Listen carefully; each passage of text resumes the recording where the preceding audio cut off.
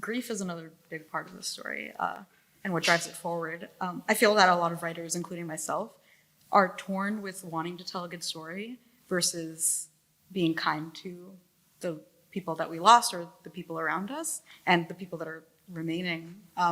How do you grapple with that and resolve that tension while being respectful to them? It's a good question. I think I had a friend who passed away. I had a very good friend who passed away. And this book, right after the previous book was published, and I kind of had to wrestle with that for a long time. And I did not want to write a story that kind of trivialized or changed or made that grief into a kind of tale to shop around, or somehow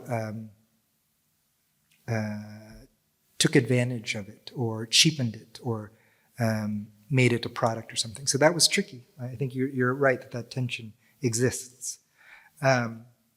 And so I don't know if there's a simple answer to how I solved it, or how I confronted it, but I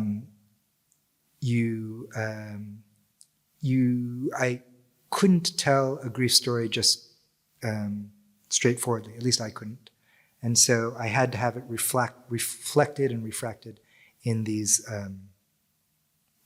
in a lot of different ways. One of which is a hunt for a cybernetic dog through adventure tales. Right.